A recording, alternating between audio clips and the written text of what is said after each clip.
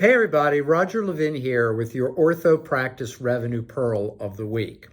In this training video, we're going to focus on saving time. And saving time is an excellent way to help achieve the objective, the ultimate objective of increasing ortho practice revenue every year. So I've got some notes here so I don't forget everything. And the goal is going to be to save 10% of the time that your staff spends doing tasks in the office. So there are probably 30, 40, 50 different things you can do with clinical and technology, but let's look at 5 key options to save time in your practice. And I mean about 10%, which is a huge opportunity for improvement. The first one is to prepare fully for the next day. The policy should be nobody leaves until we're fully set up and ready to go for tomorrow.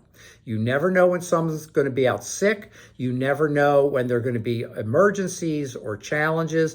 So before anyone leaves, we set up every tray. The front desk is ready. We complete the work that needs to be done daily. And believe it or not, that saves time as people arrive the next morning. Somebody could be late due to a traffic jam. And it's a more organized, time-saving, and by the way, less stressful way to practice. And we believe that that's going to save you almost 2% of staff time if you're fully set up the day before for every single day. And if someone's out, the rest of the team will appreciate it greatly. Number 2, start every morning with your morning meeting and have an agenda. The agenda is critical. Just getting together and covering a couple of topics is not the basis or foundation of that morning meeting if you want to save time.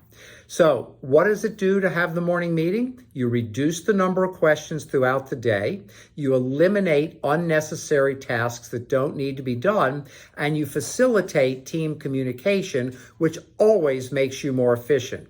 We estimate you'll save 4% of the staff's time by having that morning meeting and a proper agenda to carry it forward. Number 3 is upgrading and improving your systems, just by a little bit at a time. I call it the 1% factor. Now, it's not literally 1% or 0.5% or 2%, but how do you improve your systems on a continual basis to eliminate waste and increase productivity? So, for example, if you're going to upgrade your systems just a tiny bit, you could fire some of your habitual no-show patients. Now, we're not really going to fire them because they're in braces or aligners, but we tell them that if they do not keep their appointments, we may have to stop treatment because, as our script goes, the practice will not be able to achieve the quality result that is expected. And that they can start again anytime, but they would have to pay the full fee all over again. I estimate, and I'm making this up, that we have solved thousands of these problems with that simple script that we've given people over the years. Another example, collecting 98% of money up front. So when you have a patient who has not paid you and is 1 day overdue, we invoke what's called the 1-day rule. We call them when they're 1 day overdue, and then we have a week by week by week follow-up process, because if they haven't paid you, they tend to miss more appointments and you're moving into overdue debond territory, which is highly inefficient, one of the biggest inefficiencies in many practices. Number 4 is to make certain that you move out tasks that are unnecessary. So some daily tasks don't need to be done daily, they can be done weekly. Some weekly tasks don't need to be done weekly, they can be done monthly. If you're requesting reports, are you reading them? A daily goal is great, but a weekly goal is pretty great too in ortho. So you can eliminate certain actions and activities by moving some of your tasks from daily to weekly to monthly, as long as those tasks and information are still as effective as they should be. And finally, number 5, we are encouraging all practices to tighten the schedule.